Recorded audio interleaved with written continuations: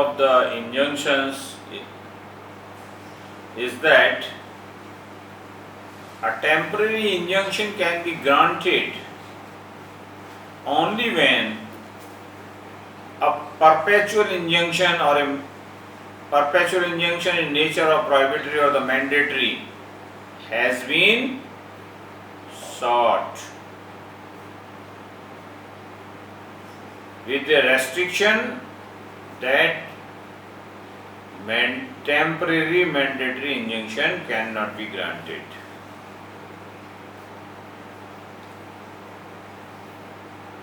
One more aspect, that injunction, when we are talking of an injunction, we are talking of injunction under Specific Relief Act. So injunction, you should mean the perpetual injunction, and you should use the temporary word whenever you are talking of a temporary injunction. So there would be no need to write it down again, perpetual. You just talk of the injunction means the perpetual injunction. When you are specifically talking of a temporary injunction, you should use the term TI, temporary injunction. As you know, the temporary injunctions are governed by Order 39 CPC, and Order 39 CPC would be applicable only when a suit is instituted in the court of law. So, when a person presents a plaint, means files a suit before a court of civil court. In suit he seeks some remedies of perpetual nature which may be granted by adopting the procedure at the final stage, but till then he is in dire need of some relief in nature of the temporary injunction. Now, how can he seek such relief? He can move an application along with his suit. First, the suit will be entertained, it will be registered, notices will be issued to the defendant, and then and there he will move an application under Order 39.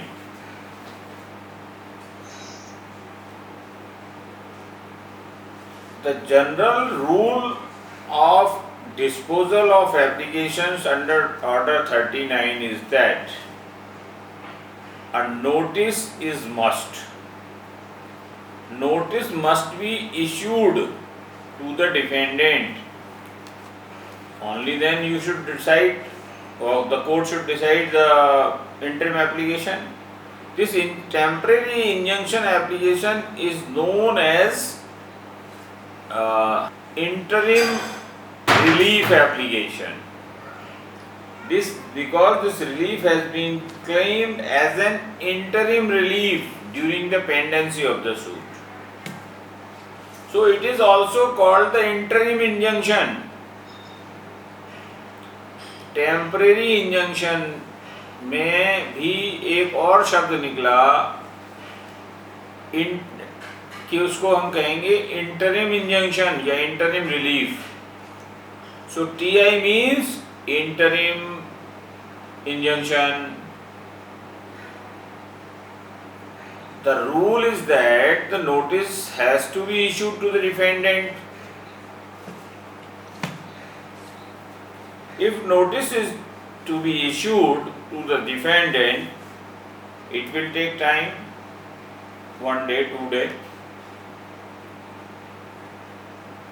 and there may be possibility that court issues notice to the defendant. The defendant, before the notice is served, frustrate the purpose of the filing suit.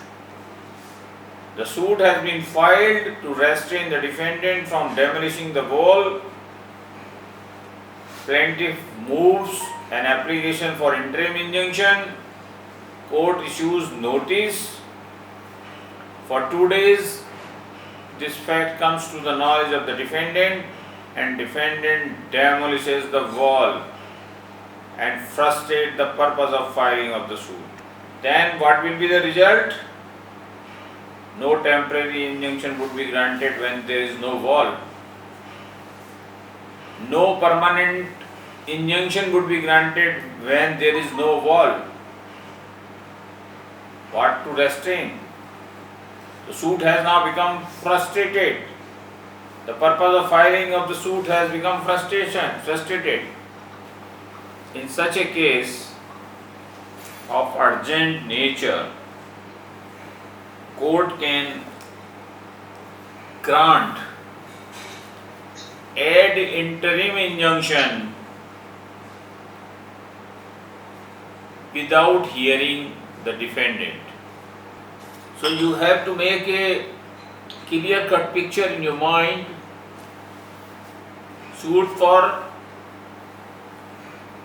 perpetual injunction is filed, in which application for temporary injunction is moved, and till the disposal of the suit, this temporary injunction has been sought, and till the disposal of this temporary injunction, another injunction has been sought,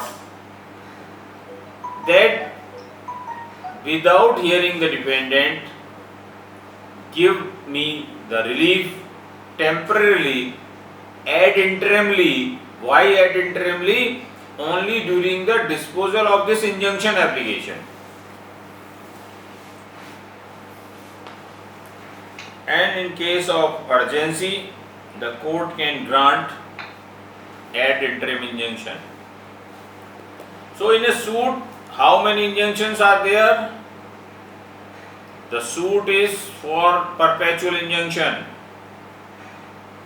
which can be granted only when the suit is decreed. By way of decree, the perpetual injunction can be granted. And during the pendency of the suit, application for the temporary injunction has been moved. So temporary injunction can be granted, TI. This TI is also known as interim injunction. So there is no difference between TI and the interim injunction. So perpetual injunction, उसमें temporary injunction और temporary injunction की application तय हो तब तक के लिए ad interim injunction, temporary injunction grant हुआ on disposal of the application, hearing both the parties, objections were sought, application was disposed of, and this ad interim injunction was granted or can be granted without hearing the defendant. The reason being, if opportunity is given, time has to be given, and defendant may frustrate the filing of the purpose of filing the suit. So to save the plaintiff, to protect the plaintiff from being deprived of the justice, this ad interim injunction can be granted.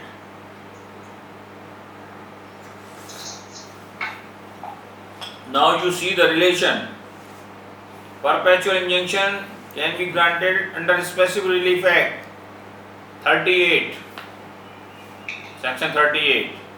Temporary injunction has been granted under Section Order 39, and ad interim injunction can be granted under Order 39 CPC.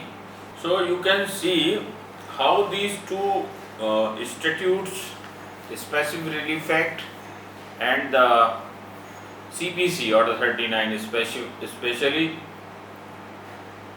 governs the grant or refusal of the injunctions. and how these two different provisions work together in a suit. One more important aspect of the Order 39 applications, interim applications, the ad interim applications, is that these applications should be decided within a month. Order 39 Rule 3, it is 3A. Court to dispose of application for injunction within 30 days.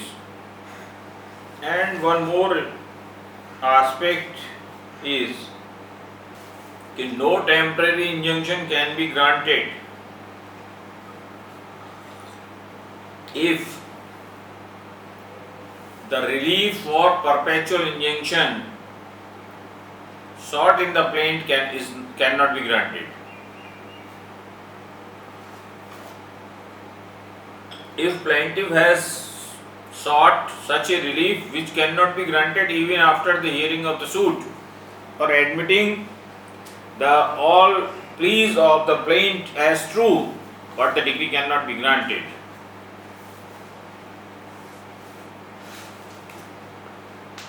For example, सेतु जो है, राम बंधु सेतु जो है, connecting India and the Sri Lanka during Ramayana period, and it is, or I think it has demolished, destroyed by the central government under some development activities, and if a suit is filed that it be restored back, it may be found that plaintiff is true, his religious faith, everything he has a right, he is absolutely perfect, that it should not be demolished, everything is in his favor. But can such injunction be granted? Can a demolished Ram Bandhu Setu of Ramayana period be restored back? This decree cannot be granted. अब वो रामायण की replication तो हो नहीं सकती, वो पुल तो दोबारा बन नहीं सकता, तो जब वो नहीं बन सकता तो टेम्परेरी इंजंक्शन भी ग्रांट नहीं हो सकता। तो कोई भी ऐसा रिलीफ जो ग्रांट हो ही नहीं सकता तो उसका टेम्परेरी भी ग्रांट नहीं हो सकता। अब इसमें कुछ स्टेट्स के अपने अमेंडमेंट्स हैं, इसको हम बेहतर तरीके से कवर करेंगे जब सीपीसी लेंगे ऑर्डर 39, उस समय कवर करेंगे। लेकिन ये मोटे मोटे प्रिंसिपल्स, मोटी मोटी बातें इसकी one should know, must know, and one should also know how these two provisions are connected and interwoven and become the part of the same fabric governing this perpetual injunction and the temporary injunction. So now you can come to the relief of specific nature injunction, that is a perpetual injunction, when can be granted. So 38 is the section 38 and section 41.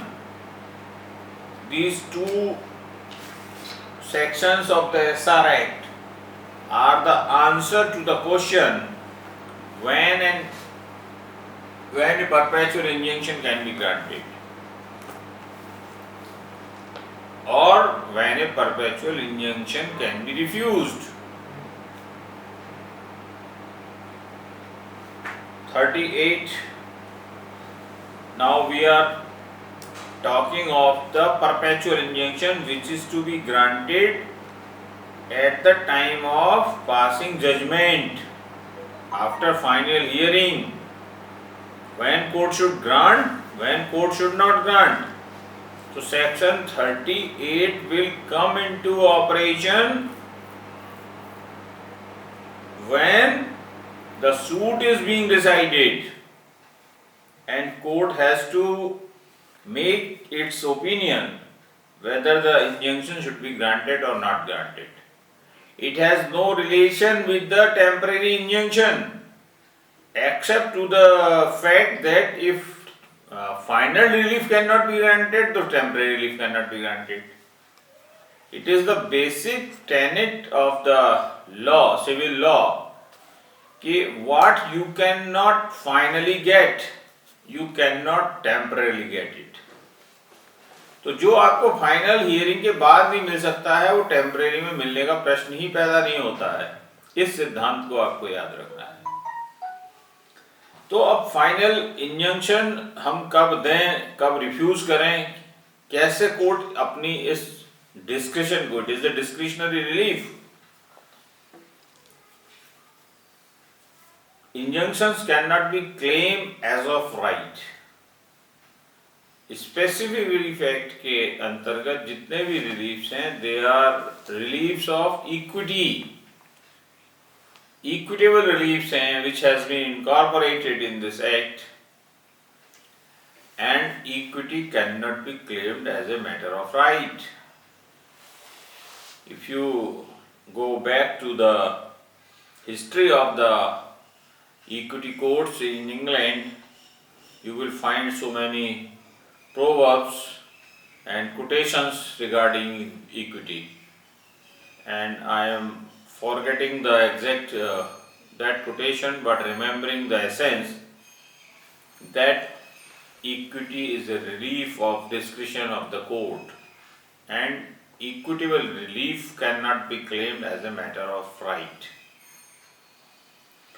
So, how the court should exercise its discretion?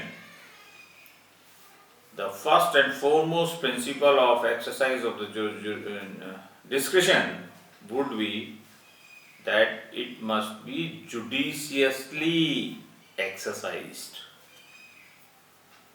Judicious exercise of the discretion. What does it mean, judicious? Judicious means as per law, as per legal precedents, as per equity. These are the guiding force. What the law is, what is law of equity, what should be done, whether relief is barred or not barred. What will be the real legal implications of grant or refusal of the relief? Court has to think. And after considering all these speculations, court will grant or refuse the decree. So when court decides to use its discretion either to grant or to refuse, he has to follow the basic principles of the law. Only then it can said to be a judicious approach. Now come to the section 38. A perpetual injunction may be granted to the plaintiff to prevent the breach of an obligation existing in his favor, whether expressly or by implication. As I told you, the term used is perpetual injunction may be granted. It is not must be granted. May be granted means having a discretion. So this is a discretionary relief. If we take the example of the writ jurisdiction of the Supreme Court, that is not a discretionary relief. It is not dependent upon court's whims. Court is under a bounden duty, and not a simple duty, under a constitutional duty to grant relief to enforce the fundamental rights. So relief of and reliefs under jurisdiction under Article 32 or 226 are not the discretionary reliefs. They can be claimed as of right and court cannot refuse it since it is a constitutionally duty bound. So this is you can see the difference where a relief is discretionary or where relief is a mandatory. Second, when any such obligation arises from contract, the court shall be guided by rules and provisions contained in chapter 2. When the defendant invades or threatens to invade the plaintiff's right to enjoyment the property, the court may grant a perpetual injunction in the following cases. Defendant is trustee of the property. There exists no standard of ascertaining the actual damages caused or invasion. Compensation money would not be adequate relief. So now I am summing it up in a very simple and lucid manner. Number one, what one require for obtaining a perpetual injunction. First and foremost requirement, cause of action should have arisen. Number one, suit has been filed. Number two, suit is being decided. Number three, by the competent court. Now, cause of action involves either right has been infringed or it has been threatened to be infringed. Real actual infringement is not necessary. Mere threat is enough to give rise a cause of action. So court has to see whether he has a cause of action. So cause of action may be a real infringement or a threat.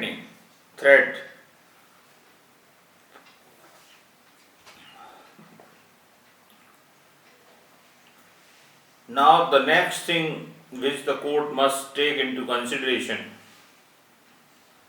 that the infringement of the right, the compensation in money would not be adequate relief.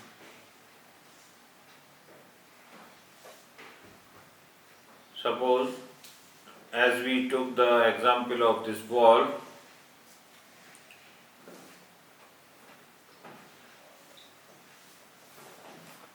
the wall is demolished by defendant. Can compensation in money is adequate relief? Your wall of your house has been demolished by your neighbor, and court just say you take the money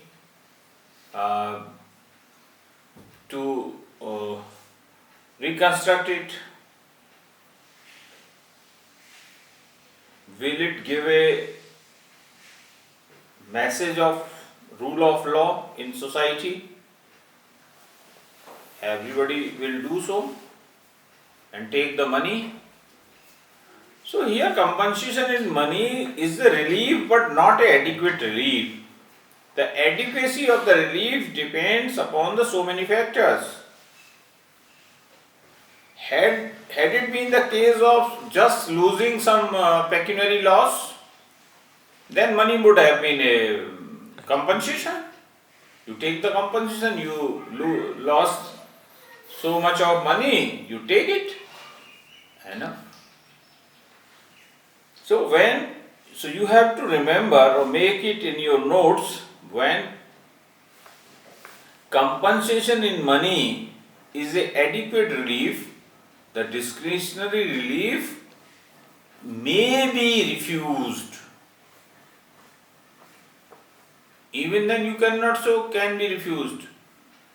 May be refused because all other factors are also to be considered. The second point, noticeable point would be where there is no standard of ascertaining the actual damages.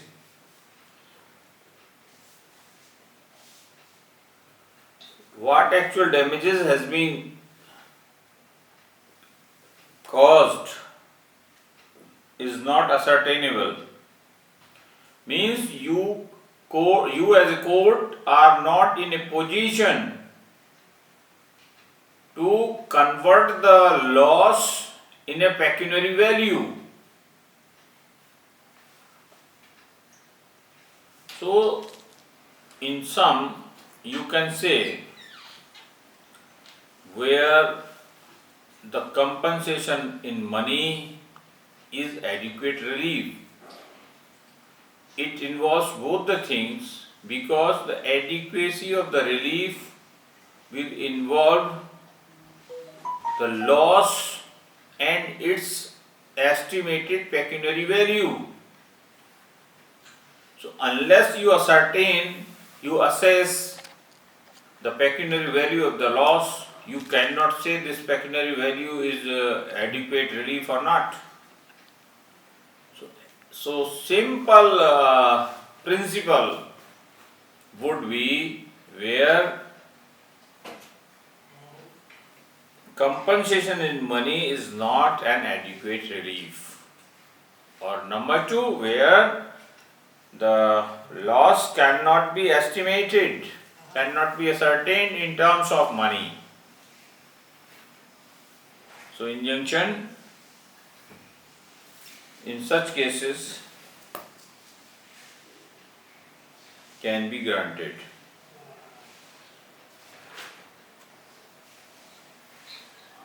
The another section is 42, where a contract comprises an affirmative agreement to do a certain act coupled with a negative agreement express or implied not to do certain act. Circumstances that the court is unable to compel specific performance of the affirmative agreement shall not preclude it from granting an injunction to perform the negative agreement.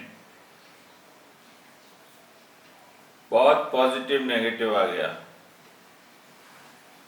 Contract ऐसा है कि जिसमें कुछ positive act है और कुछ negative act किया जाना है, और अगर पॉजिटिव एक्ट को कोर्ट स्पेसिफिक परफॉर्मेंस नहीं करा सकती तो इसका मतलब ये नहीं होगा कि वो नेगेटिव का नहीं करा सकती.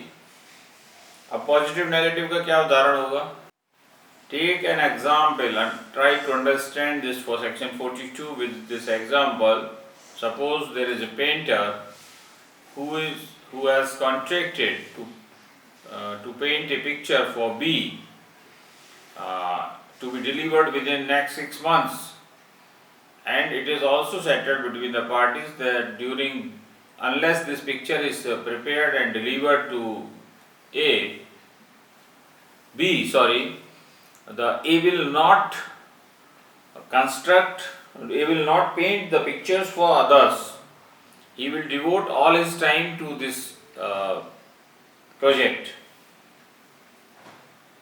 Suppose this painter gets injured, so now court cannot specifically perform this part of the contract.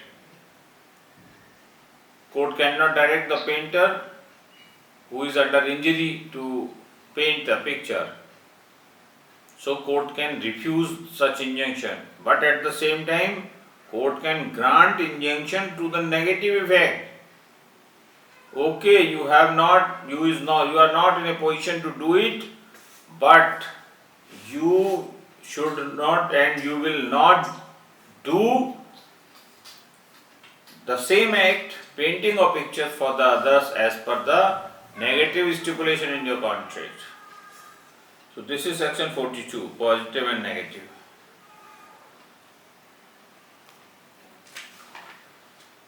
So 38 and 42 deals with the injunctions.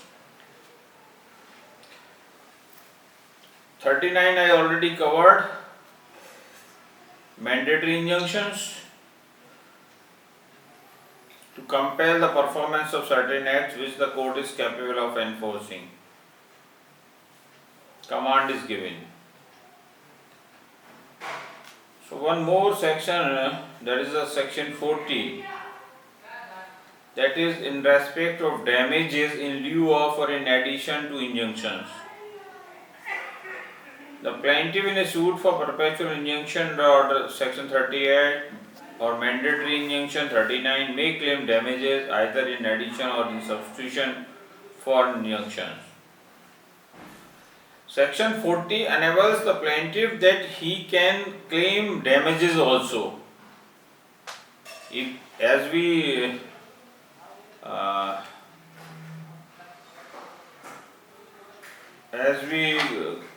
have gone through some provisions of specific relief act where suit is filed for the specific performance of the contract, and the compensation can also be claimed. It will not be the case that the compensation will be or should be demanded separately by filing a fresh suit. So it can be claimed in the same suit. In the same manner, in a suit for injunction, the compensation for damages can be claimed in such suit. But the second subsection says no relief for damages shall be granted unless the plaintiff has claimed. So if the plaintiff has not claimed, the same position with the compensation also. If the plaintiff has not claimed damages or the compensation either in a suit for a specific performance or in a suit for injunction, or you can say for any injunction, any relief under a specific relief act, it cannot be granted. Rule would be the plaintiff must claim the compensation. If not claimed, cannot be granted. Provided that where no such damages, this is the another aspect. At any stage of the proceeding, court may permit the amendment, allow the amendment so as to incorporate a relief for damages or the compensation. Third is the dismissal of suit to prevent the breach of an obligation shall bar his right to sue for damages for such breach. The same was the principle with the specific performance and the compensation, where suit for a specific relief act was dismissed. Can he claim compensation? Section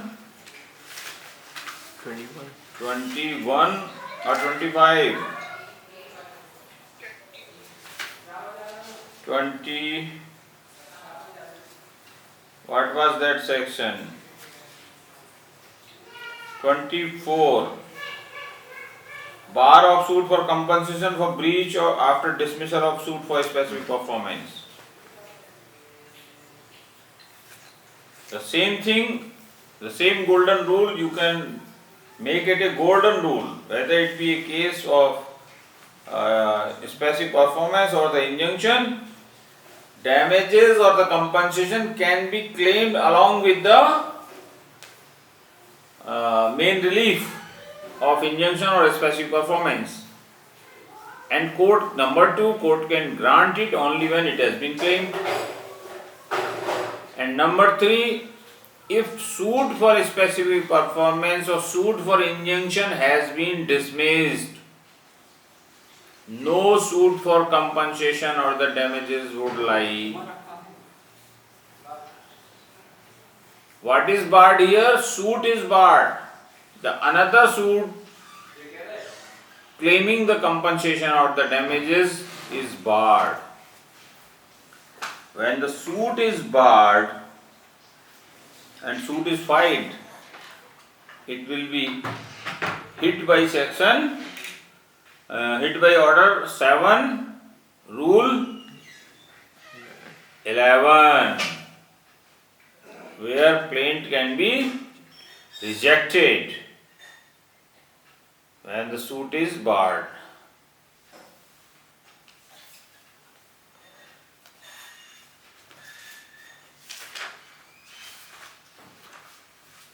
So it is all about the injunctions, in brief temporary injunctions, and in detail the perpetual injunctions. So today this specific relief is completed here.